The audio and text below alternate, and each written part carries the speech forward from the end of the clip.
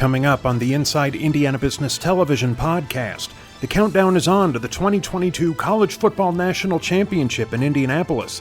We get a sneak peek at a big new development at Purdue's Research District. We spotlight new innovation in golf gloves.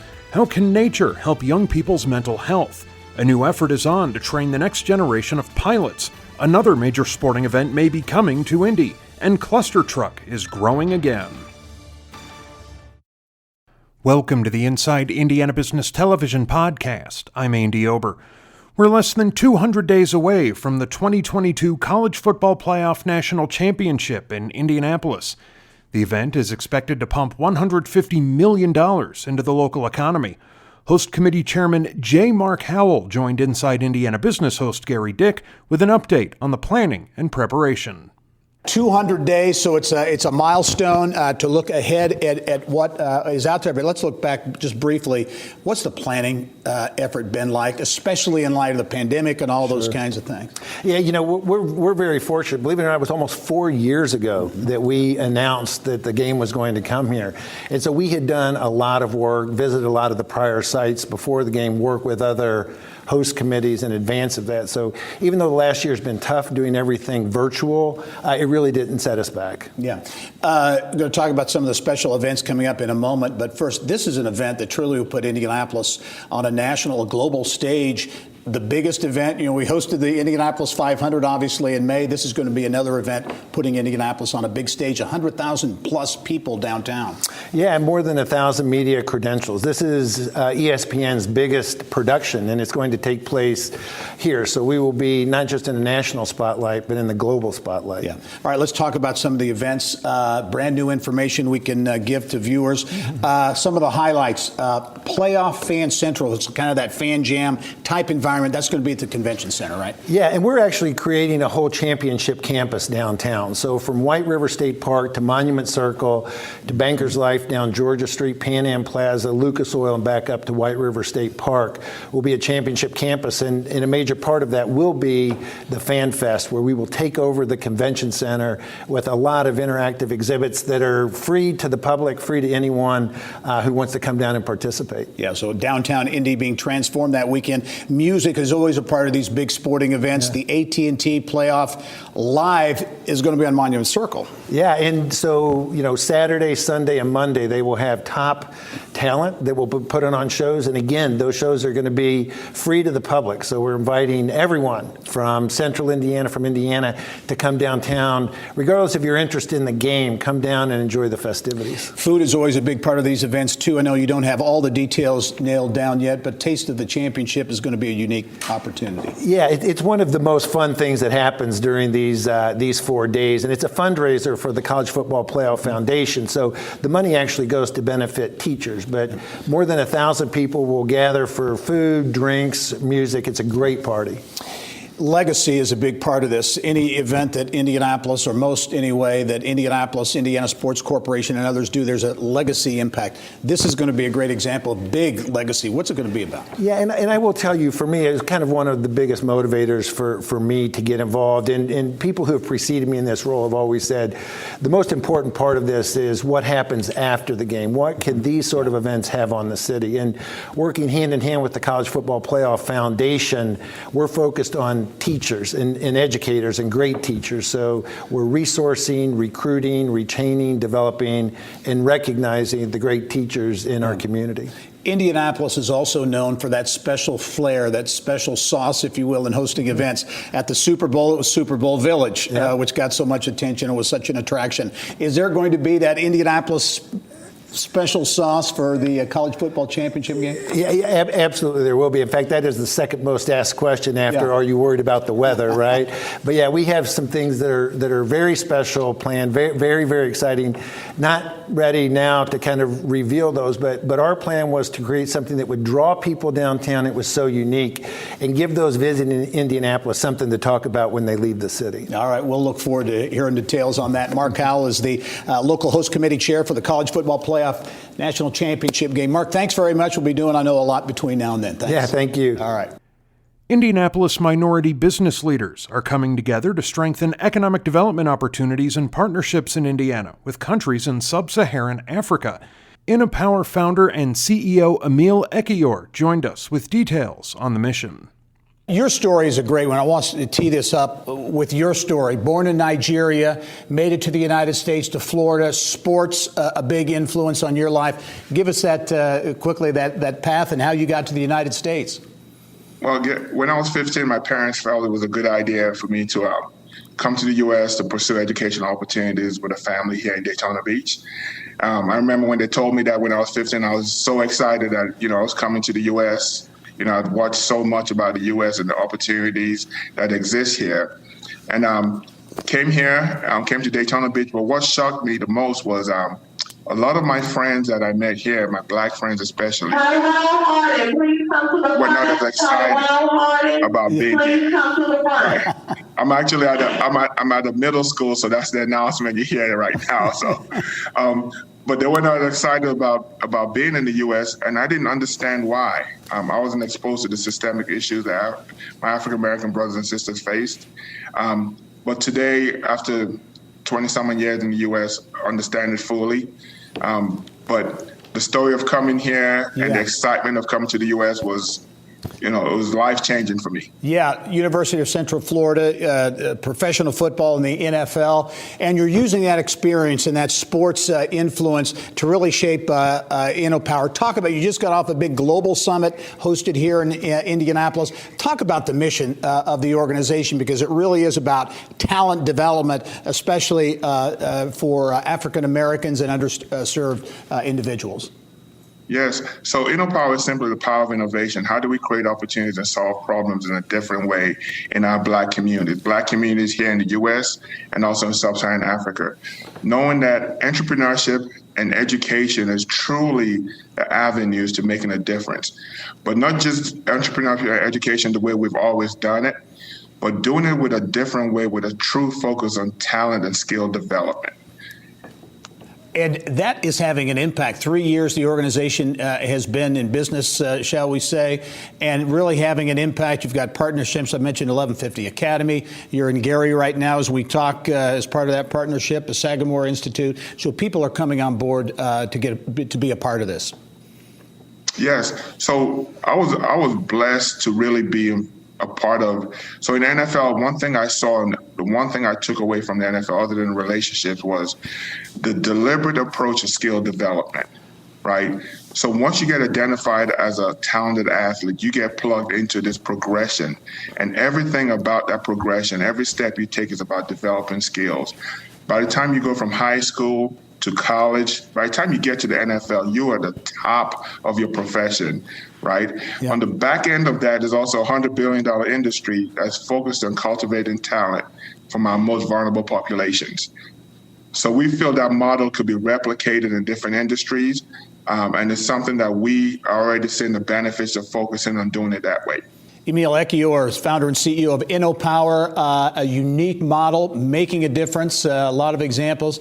I know, Emil, you've got a son at Alabama, University of Alabama, playing football, so maybe another NFLer certainly in the family. Thanks for joining us. We look forward to following your story. Thank you so much, and I'll say this, I'm roll tide, baby. I knew that was coming. Thank you. Sweden-based Saab is close to taking the wraps off its $37 million plant at Purdue University's Research and Business District. The company will make fuselages for a new U.S. Air Force training jet there. Inside Indiana business reporter Mary Rachel Redman has the story from West Lafayette. From Amelia Earhart and her crew at Oakland, California, ready for her great aerial adventure, around the world flight by way of the equator, a journey no pilot has yet attempted. It's one small step for man, one giant leap for mankind. Two aviation legends that left an indelible mark on Purdue University. In fact, you could argue their legacy, in part, has helped attract some of the top engineering talent in the world to West Lafayette. Purdue's a leading innovator, as well as has the top engineering schools in aerospace and engineering.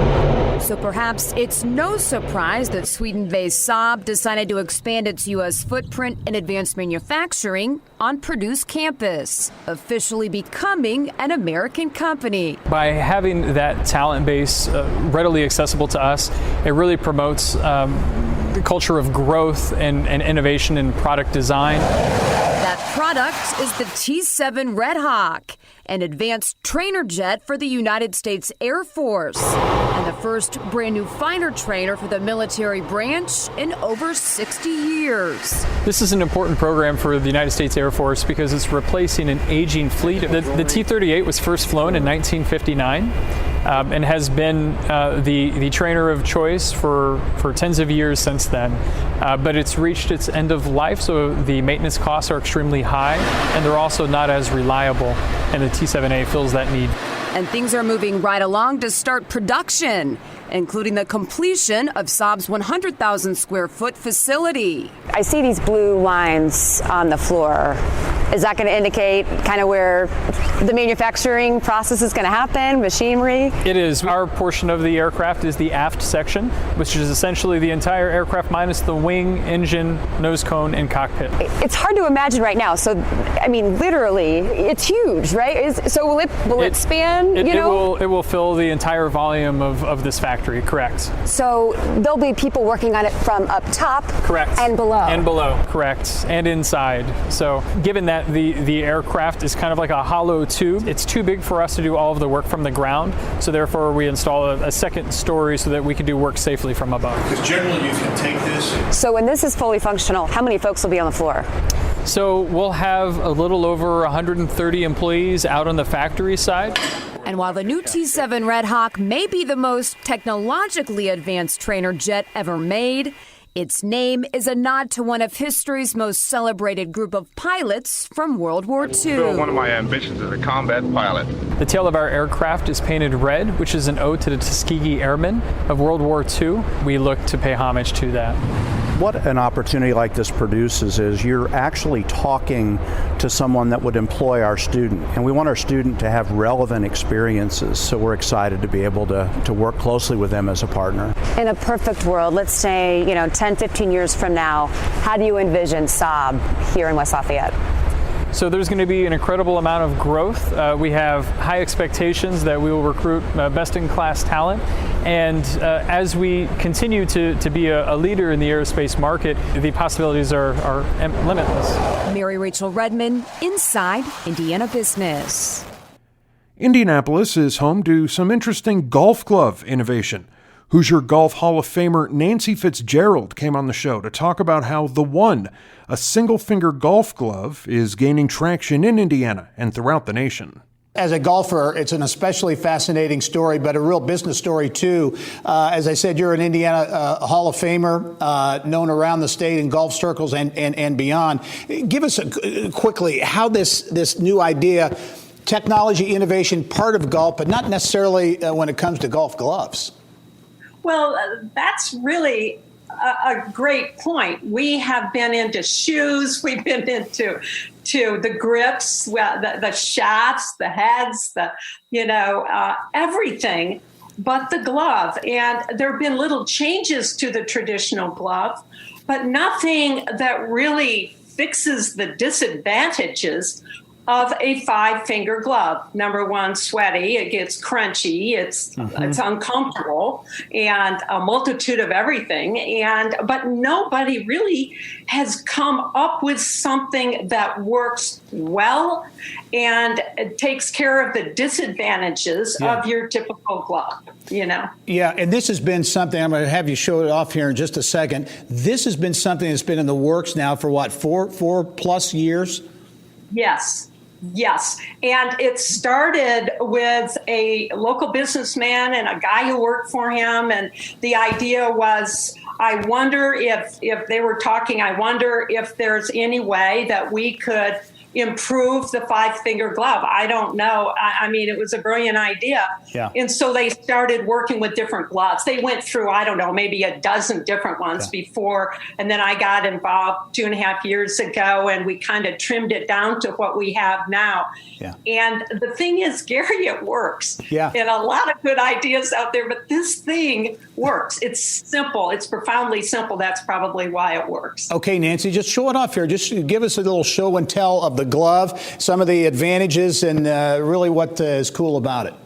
Well, I will. First of all, it comes in white and black. a kind of a awesome silver, a gun silver, and this blue, which is my favorite. But the idea is that this glove will protect your hand here as it grips the handle of the club. It is secure where it needs to be. We don't need leather on the back of our hands. Yep. And we don't need to feel encumbered with that. And the thing is, the traditional glove covers up your fingertips, which really are the ones that give you the feel of a golf club. And when I tried this on, I was immediately struck that this feels like I don't have a glove on. It's light, and I'm telling you, it works. Then they told me that this glove worked when it's wet, and there was a bucket next to me. I was out hitting some balls one day when I was visited by these guys, and I put my hand in the bucket and I shook it around, and I kind of shook it off, grabbed the club, and it held perfectly. Yeah. And at that point, I knew there was something. Hey, Nancy, we've run out of time. We only have 20 seconds. But this is really catching on. Top 5 product at the PGA show, that massive show in Orlando. It was on the Golf Channel. You're getting a lot of attention for this. We're getting a lot of attention. And you know what? We're just getting ready to take it out to the U.S. It's in Japan. They're killing it out there with this glove, and we're going to bring it to the U.S., sell it on our website, get it out there, market this thing, because this is the answer for people that have stayed away from wearing the 5-finger glove. It's truly amazing. I would not endorse this if it didn't work. Yeah, very good. It is the One Golf Glove. You can go to theonegolfglove.com to check it out. Nancy Fitzgerald, Indiana Hall of Famer, thanks very much. Continued success. We look forward to following the progress and where this product goes. Thank you so much, Gary. Remember, you can catch Inside Indiana Business Television on stations throughout the state every weekend. Head to InsideIndianaBusiness.com to check listings. Connecting young people with nature may be the key to helping them overcome mental health issues. Indianapolis businessman and Ben's Ranch Foundation founder Brose McVeigh is using horse ranches and farms throughout the state to help put teens on a positive path. He spoke with Kylie Valletta in the Business of Health. Let's start with the name of the foundation. It's named after your son who passed away. Tell us how he helped inspire this nonprofit. Well, thank you. Yes, Ben had been diagnosed at 14 with bipolar disorder, which started a 10-year journey for us, which was a pretty rough road. And one of the things we noticed, and his doctors mentioned along that path, was that when he spent time with horses or animals and outdoors, it was very therapeutic, and they kind of lamented that if we could only get kids out on a farm. And that stuck with me, so we started developing that, and eventually would drive him to a remote ranch in Wyoming to work for a summer, and that bloomed into about an 18-month stay. And it really reset his life and became kind of the only highlight in what would become a 10-year story. And it stuck with me. So when we lost him a few years ago, I decided we've got to bring that benefit to others, and that's what we're doing. So this is a beautiful concept, just getting teens outside. And it all centers on these paid part-time internships. So just explain what those are. Yeah, we searched in the wilderness, it seems, for a long time to figure out how to add value and how to understand this situation. We knew where we wanted to go, which was to leverage the power of the farm and of nature and of jobs, of work and busy activity on mental health. And we came around the concept of these paid part-time jobs at farms and stables and now places like Conner Prairie. And so we play the role of finding these sites in communities, approaching the owners, managers, making the case for building a slot for our interns. Then on the other side of our organization, we attract and screen them, and we play a matchmaking role. And then finally, we subsidize their wages, because we really want this to be, in all ways, a job for them. And we think that creates the maximum therapeutic value, but also fills a need, builds skills, and it sort of creates a win-win. So we want to expand that really as much as possible around the state. And speaking of skills, this really ties into this new movement in education that's going to be required here in Indiana for the class starting in 2023, these new graduation requirements. Right. So explain how this is going to really work hand in hand. Yeah, you know, it's interesting. We've got a column coming out on this soon. We really think that it comes at a good time. You know, the Indiana graduation requirements for high school students, now known as Pathways in short, has a very intentional track for work-related education and internships. Well, we're out there creating them already. In fact, I spent an hour on a phone with a superintendent today trying to help them think about how we could build internships in their rural community.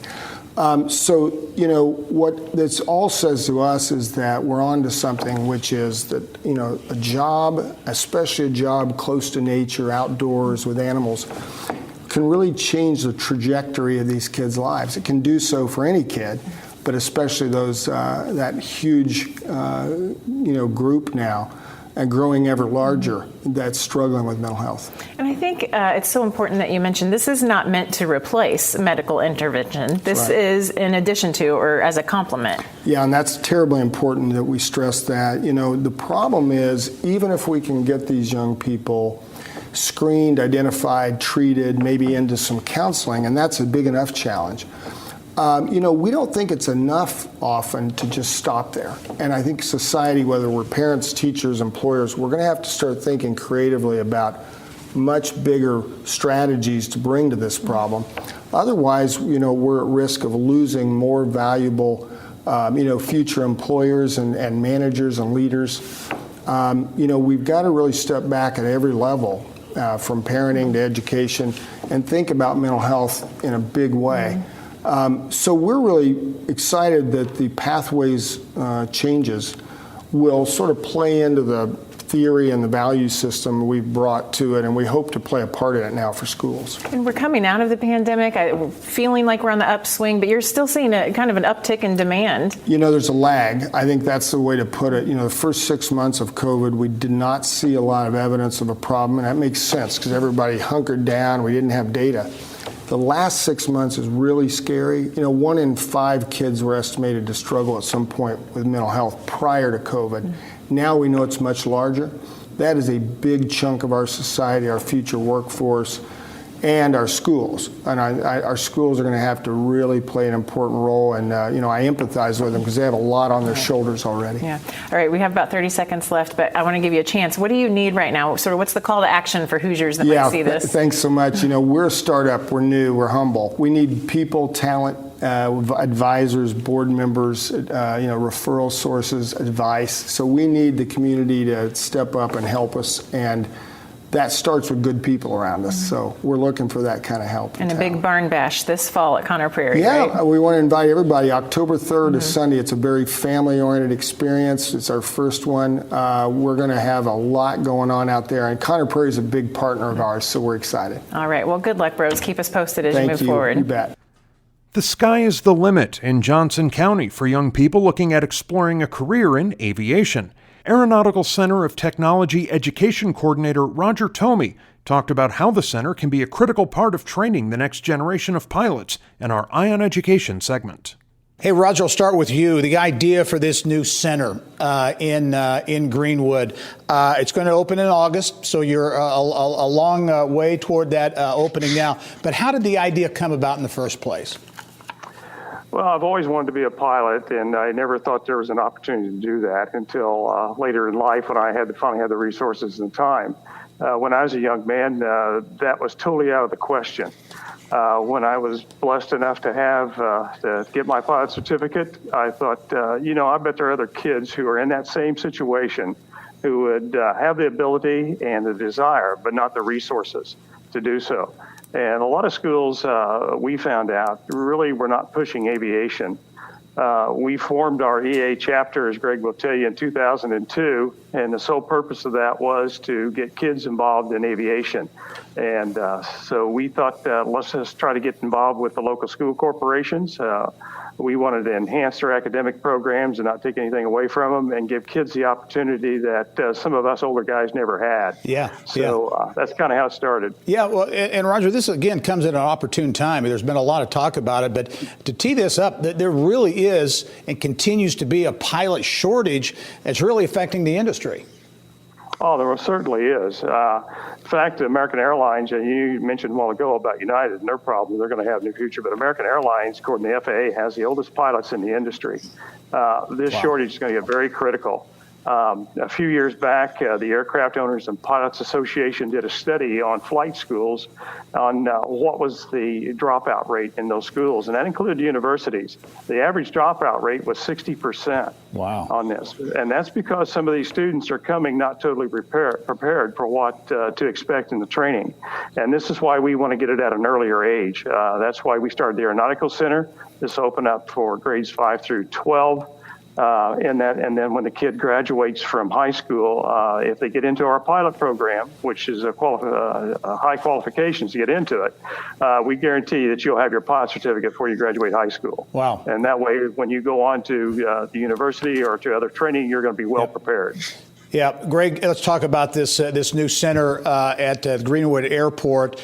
Going to be a lot of focus on technology, innovation, science, technology, engineering, and math, STEM. Talk about the experience that young people will have at this new center. Well, there'll be an opportunity to take ground school to get their private pilot license. Roger and one of the other instructors here on the field have been holding ground school lessons here at the FBO building for several years. And we're looking forward to having that same type of instruction there at the Technology Center. One of the other parts of the program, high school kids will build an airplane from a kit under adult supervision. We're looking at a kit airplane manufactured by Vans Aircraft, and it will probably be about a 2-year project. There's going to be some other programs there as well. The STEM, of course, engineering, mathematics, science, technology. So there's going to be a variety of things there. We have the Greenwood Library would like to come out and host a meeting. They've asked to come out end of September and have a paper airplane contest. We're anxious to see how that turns out. Yeah, Greg, I know you're focused on diversity too. You got a number of partnerships with groups around town, and that diversity issue going forward with the pilots is an issue you want to address. Yeah, the diversity into this program is we work very closely with the Tuskegee Airmen chapter of Indianapolis. Reggie Duvall, the president of that chapter right now, we've been involved with them for several years. Matter of fact, we currently have a young man from Braebuff High School who was sponsored by the Tuskegee Airmen. He's getting ready to take his check ride to obtain his pilot certificate. That's one of the main things we want to do with this education center, especially bring in minorities and other adverse minority groups. Hey, Roger, very quickly, we're out of time, but this is not just Johnson County. This is Johnson County, also into Marion County and other areas. That's correct. Yeah, we deal not only with Johnson County, but with all of Marion County and with the inner city, dealing with the Tuskegee Airmen as well on that. We're open to private schools and to homeschool students as well. All right. Roger Tomey and Greg Hill, the Aeronautical Center of Technology in Johnson County, going to open in August here, kind of the fall semester. Congratulations on this initiative, and we look forward to following the progress. Thank you. Appreciate that, Gary. For the first time in more than 20 years, the Olympic swim trials could return to Indianapolis. Indiana Sports Corp Public Relations Director Brett Kramer joined Bill Benner on Inside Indiana Sports to talk about the bid for the 2024 event, as well as the organization's upcoming Inspiring Sports Charity Golf Tournament. Real quickly, let's look back. March Madness, the Big Ten tournaments, diving trials, just concluded the Indy Ultimate. I mean, what a period for the sports corps. It was an incredible start to 2021, but even a better start for our community to really kickstart out of this pandemic and into back in normal life when we're in person having events. But it was a tremendous opportunity for us to work with the NCAA, and it really took the whole community to make it happen. So we're so grateful for its success and really how it's driven us forward. Well, let's look ahead to the Inspiring Sports Charity Golf Tournament. 33rd year, again, formerly known as Youth Links, raised millions of dollars, and its outreach has been impactful and statewide. Absolutely. This is not just a golf tournament, as you mentioned. It has impacted 259 organizations throughout the state of Indiana, helping fund youth programming, everything from swim lessons to horseback riding. So the goal is to raise those funds to really impact the youth that need it most. And special guest on Monday will be the Indiana University football coach, Tom Allen. And if you've never heard Tom speak in person, or if you've seen the video clips, the man is inspiring. Oh, absolutely. I think we're all going to love each other after he speaks to the crowd over lunch. And that's always a really nice highlight for our golfers, that they come in, raise money for youth program, but get to experience a little celebrity status as well. And who better than Coach Allen, especially after the incredible year that your Hoosiers had. That's right. And you were part of a delegation that went to Omaha to watch the recently concluded U.S. Olympic swim trials. Indianapolis now in the running, one of the Final Four, St. Louis, Omaha, Minneapolis among the other contenders for a prestigious event. What were your thoughts? We went first from hosting diving trials at the natatorium, so we had all the Olympic fever, and then there were 7 of us, as you mentioned, that went to Omaha. It was incredible. They do a very good job putting on the event. They literally built the pools from scratch, from the ground up, everything from the competition pool to the 2 back-of-house practice pools as well. I think what we learned the most is that they do a great job, but we're looking at ways that Indianapolis, if given the opportunity in 24, can enhance it and make it a real community event. I find it hard to believe, Brett, that it's been since 2000 that Indianapolis last hosted the Olympic swim trials, and there for a period, Indianapolis with the natatorium was the home of the Olympic swimming trials. And you can't find a better pure swimming facility than the natatorium, but what USA Swimming is finding, a lot of people want to come to this event. So that's why we look to facilities like Lucas Oil to build pools from the ground up, because it can house 35,000 plus fans versus the natatorium is a little less than that. But we still like to keep the same traditions alive that they would get at the natatorium. So we're looking at ways, if the event were to come, to keep the names on the wall or other enhancements so they still feel that intimate feeling of being on a pool deck. Is there a timetable for letting the cities know what the outcome is going to be? They've made it pretty clear that no announcements are going to be until after the Tokyo Olympics are complete. So that could be August, that could be September, but we're anxiously awaiting. But in the meantime, it's all Team USA going forward. Real quickly, with Inspiring Sports Golf behind you, the next up for the Sports Corp is the Corporate Challenge. Yeah, Corporate Challenge. And again, to our business community, if you want to field a team. Yeah, it's a great event to bring your corporation back together. You get to do everything from from tug of war to relay races to dodgeball, you name it, we're putting on in this event. And you can still register if you go to indianasportscorp.org. Well, Brett Kramer, Director of Public Relations for the Indiana Sports Corp, thanks for being on the program. And again, what an incredible time. Congratulations to everybody involved. And we look forward to seeing you again. And finally this week, Hoosier entrepreneur Chris Baggett opened his first ClusterTruck kitchen in downtown Indianapolis in 2016. 5 years and 1 pandemic later, his 5th Central Indiana location is opened in Castleton. Baggett joined us to talk about the company's growth and how the delivery-only restaurant model is redefining how people order their meals. I'll admit, full disclosure, I'm a frequent customer of ClusterTruck. But for those people, many people know about ClusterTruck and what it's all about. But give us the model and what this delivery-only kitchen model is all about. Well, as you know, my background being in software and exact targeting compendium, it's really a technology-focused business where we vertically integrate to make prepared food. We have over 80 items on the menu. The goal is that your food will never be older than 7 minutes old when it's delivered. So that takes a lot of logistics, timing, cooking the food in the kitchen. Where are the drivers? How do we time that perfectly so when the driver's coming up is exactly when your food is done, we're handing it to him and off they go, or her. Yep. So you've got the cooks, you've got the food and the quality food aspect. You've got the drivers. Right. Really, at the end of the day, it is technology that drives this whole thing. You're a technology company.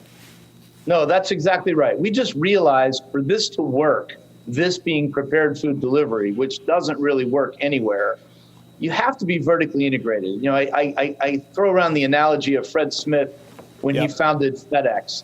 And, you know, he got a C on that paper because he had the audacity to say, I need to own the airplane, right? And in our case, that airplane is a kitchen. We have to cook the food to make this work. We didn't set out to cook the food. We thought we'd just be technology provider. But the reality is you have to control every nuance. Yeah. Okay, let's talk about growth, because obviously you're continue to get a lot of traction. Castleton, north side of Indianapolis, your fifth location here in Indianapolis, as I mentioned, eighth overall. Talk about growth and really what's fueling that growth. Yeah, it's, you know, we've really landed on a replicable model, and it's taken us literally the entire 5 years, you know, to get there. But, you know, the first 4 years, we were focused very much on the technology around when to cook food. Start the pad thai, 4 minutes later, start the cheeseburger, where's my driver, you know, all of that. But we realized in order to get into the suburbs, we're going to have to get smaller. We still wanted to have that full 80-item menu, but we had to be able to make money at a much lower volume. And so that got us to thinking more about how to cook food. And we've really reinvented how to cook food. Like, we don't have flat tops anymore. We don't have stoves. Everything is being made in machines. And it's still delicious, you know. Yeah. As we wrap up here, Chris, we should start to run out of time here. But again, growth is continuing. You've got a big partnership you've had for a while. That's expanding, I think, with Kroger is going to help fuel some of that growth. Yeah, we've committed to 4 more with Kroger here in the next. They'll probably open in the beginning of the fourth quarter, and then we're going to be looking at Avon, Greenwood, Zionsville. I mean, we have big growth plans for the future. Big growth plans here, I assume, in other parts of the country too. Absolutely. I mean, we fully expect, as I've always said, that we will be the biggest player in this space. Chris Baggett's the co-founder and CEO at ClusterTruck. Again, another Indiana success story. Chris, always a pleasure to have you on the show. Thanks for joining us. That wraps up this week's Inside Indiana Business Television podcast.